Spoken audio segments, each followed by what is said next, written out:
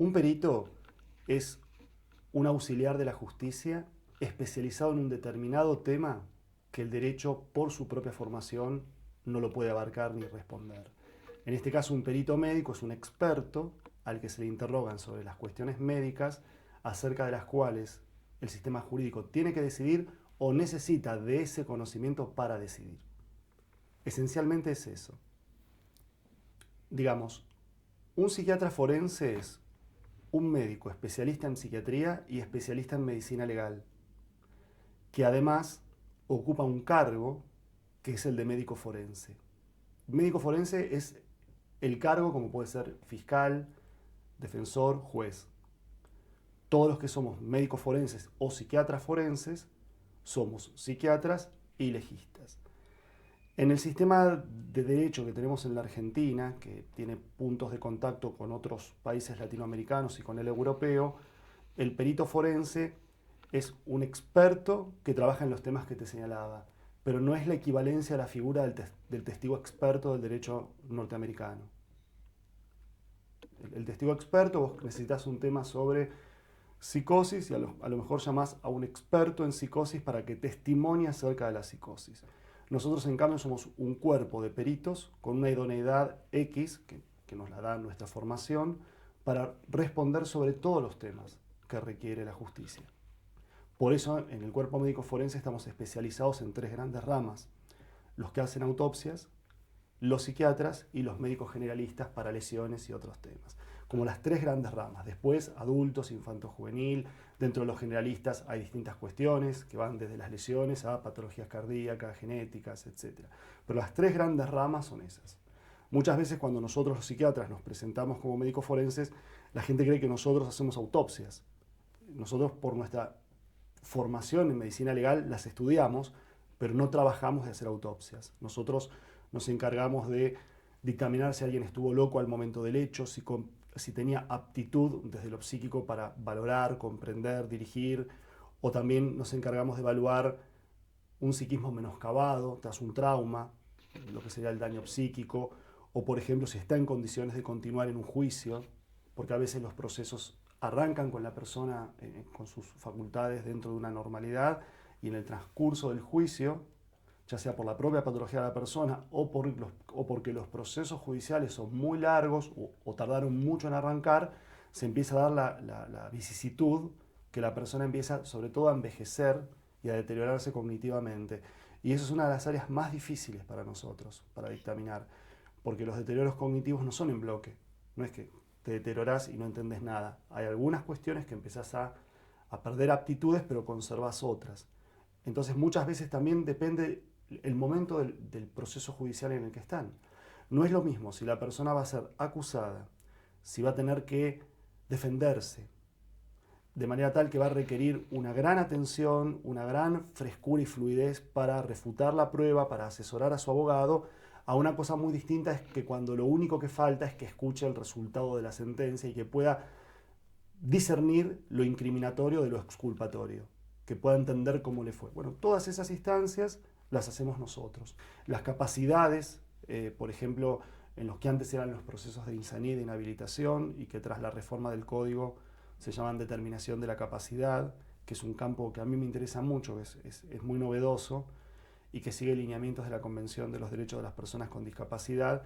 Esencialmente antes una persona era insana o inhábil en bloque, y en cambio ahora a lo que se tiende es que la persona conserve su derecho a ser un sujeto de derechos y a poder ejercer su aptitud jurídica, su aptitud de ejercicio.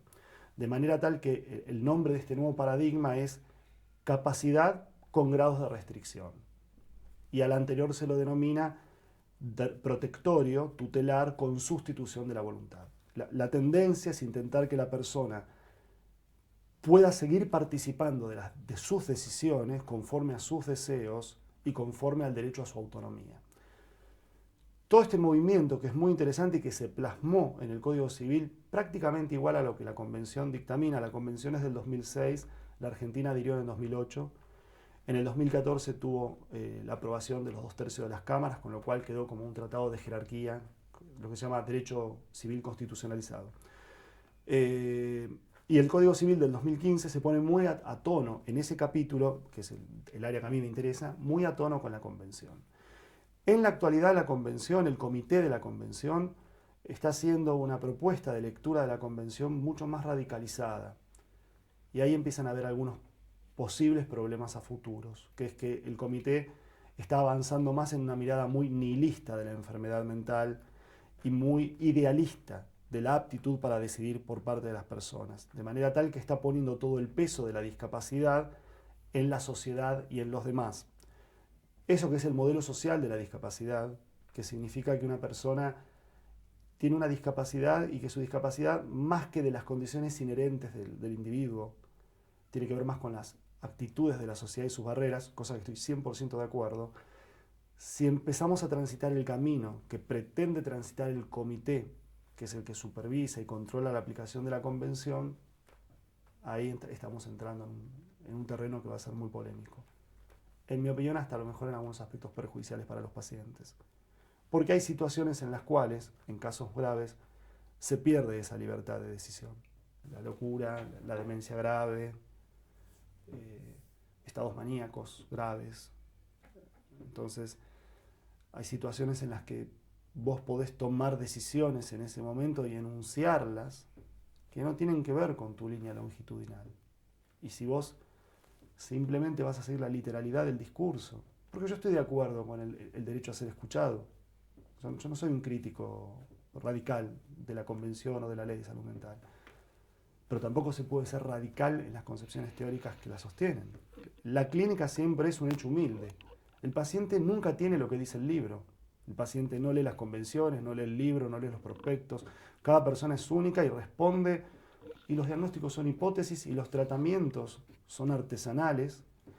Y si vos haces algo tan declamatorio y sostenido a expensas de un sistema legal, también creas un sistema legal divorciado de la realidad.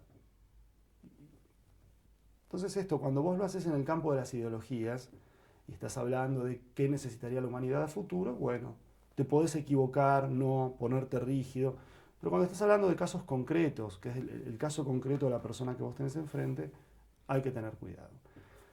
¿Por qué reacciona así el ala más radical de la convención?